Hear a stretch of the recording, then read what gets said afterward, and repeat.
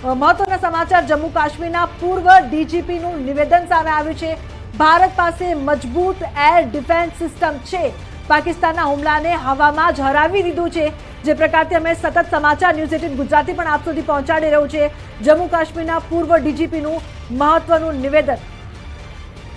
ये तो full fledged उन्होंने वॉर डिक्लेयर कर दी है। जिस तरह का उन्होंने सिविलियन एरियाज़ पर हमला किया है, हमारी एयरपोर्ट पे जो डिफेंस एयरपोर्ट है उस पर हमला किया है, और पूरे भारत के जितने भी नॉर्दर्न इंडिया के शहर हैं उन पर हमला किया। ये फुल फ्लैज्ड वॉर डिक्लेयर की है। अभी तक कोई भी रिपोर्ट नहीं है कि कहीं ज़्यादा नुकसान हुआ हो। तो मैं समझता हूँ एयर डिफेंस सिस्टम हमारा बहुत ही बढ़िया है, इम्प्रेग्नेबल है, और इसमें पाकिस्तान की जो नापाक इरादे थे बहुत ज़्यादा नुकसान करने के, उस सबको विफल किया। हमारी तीनों ट्राई सर्विसेज जो सेनाएं हैं उन्होंने इतना अच्छा सिस्टम खरीदा है और इसको इंस्टॉल किया। मैं खुद हैरान हूँ कि कोई भी नुकसान, इतनी मिसाइल, इतने ड्रोन अटैक होने के बावजूद 50-60 तो मैंने खुद सुने पिछले 2-2.5 घंटे में। तो क्या बढ़िया सिस्टम है। तो आज छे भारतनी ताकत, आज छे देशनी ताकत के सेना चाहे तो शू करी शके छे। पाकिस्ताने अहींयाथी ज जोई लेवुं जोईए। सियालकोट होय, कराची होय, इस्लामाबाद होय के लाहोर होय, बधुं ज मटी जशे जो पाकिस्तान हजू पण न सुधर्યું ने हजू पण छंछेडवानुं बंध न कर्યું, कारण के आ सुधरे ए प्रकारનું નથી।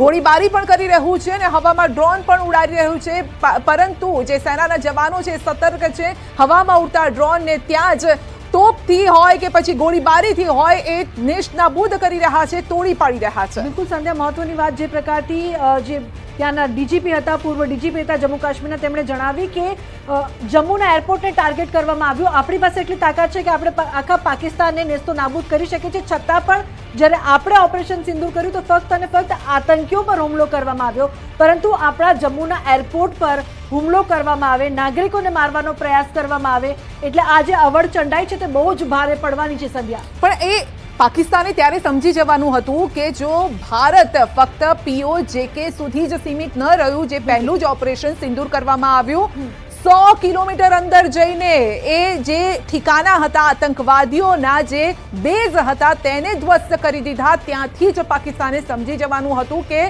ભારત સામે જોવાની જરૂર નથી, જો જોયા તો પછી આ હશર થશે, આ હાલ થશે, તે તેને ખબર હોવી જોઈએ।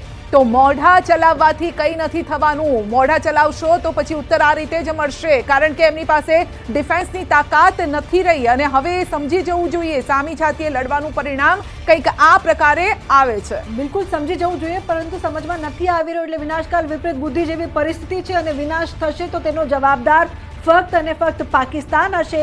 આતંકવાદીઓનો સાથ નહીં છોડવાનો જે કહી શકાય પરિણામ છે તે પાકિસ્તાનની સાથે સાથે પાકિસ્તાનના તમામ લોકોને ભોગવવાનો વારો આવશે। અત્યારે આર્થિક એટલી ખરાબ પરિસ્થિતિ છે અને આ આર્થિક પરિસ્થિતિમાં આ યુદ્ધનું જે પરિણામ થશે એટલે નેસ્તો નાબૂદ થવાની સાથે ખૂબ જ માઠા પરિણામ ભોગવવા માટે તૈયાર રહેવું પડશે, છતાં પાકિસ્તાન સુધરવાનું નામ નથી લઈ રહ્યું। વારંવાર નિષ્ફળ પ્રયાસ કર્યો છે અને આ નિષ્ફળ પ્રયાસના ભાગરૂપે એકવાર ફરી મોઢે ખાવાની તેને ફરજ પડી છે, કારણ કે ભારતનું દમદાર કાઉન્ટર અટેક જે છે લાહોર, સિયાલકોટ, કરાચી, ઇસ્લામાબાદ આ તમામ મોટા શહેરોમાં જે હુમલા કરવામાં આવ્યા તેમની ઇકોનોમી પર કેટલી અસર થશે સંધ્યા તે પણ આપણે જોઈ શકીએ છીએ। બિલકુલ, અને જે રીતે પાકિસ્તાન તરફથી હુમલા થયા અને તેને નાકામ કરવામાં આવ્યા છે ત્યાંથી સમજી જવું જોઈએ ક્યાં ક્યાં હુમલા કરવામાં આવ્યા અને ક્યાં ક્યાં ભારતની સેનાએ તેને નાકામ કર્યા છે। એ જણાવીએ તો પૂંછ, ઉરી, રાજૌરી, જમ્મુ, કઠુઆ, મેંઢર, પઠાણકોટ, શ્રીગંગાનગર, જેસલમેર, સાંભા આ તમામ જગ્યાએ હુમલા કરવામાં આવ્યા, પરંતુ ભારતીય સેનાએ તેને નાકામ કરી દીધા છે।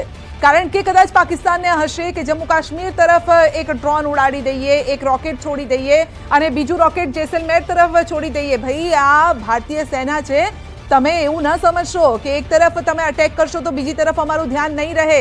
દરેક સીમા પર, એ પછી જળ સીમા હોય કે પછી કચ્છનું રણ પણ કેમ ન હોય અને હિમાલયના પર્વત પણ કેમ ન હોય, એટલે ઠંડી જગ્યા હોય, બર્ફીલા ઇલાકા હોય, ભારતીય સેના ચપ્પા ચપ્પા પર છે। પાકિસ્તાનના લાહોર પર ભારતનું આ સૌથી મોટો હુમલો પણ છે, સિયાલકોટ પર પણ ભારતનો હુમલો, એવા શહેરો જે ઇકોનોમીનું સેન્ટર કહેવામાં આવે છે લુબના, અને ત્યાં જ આપણે હુમલો કર્યો છે. એટલે એ એટલા વર્ષો પાછળ જતું રહેશે પાકિસ્તાન કે ઊભા થતા પણ એને વર્ષો લાગી જશે. બિલકુલ વર્ષો તો લાગી જ જશે. સાથે જે પ્રકારથી અત્યારે ભારત સજ્જ હોવાની સાથે એકદમ એક્શન મોડમાં છે. પહેલાની ચેતવણીને ગંભીરતાથી ન લેવાનો ખામિયાજો પાકિસ્તાનને ભોગવવો પડશે.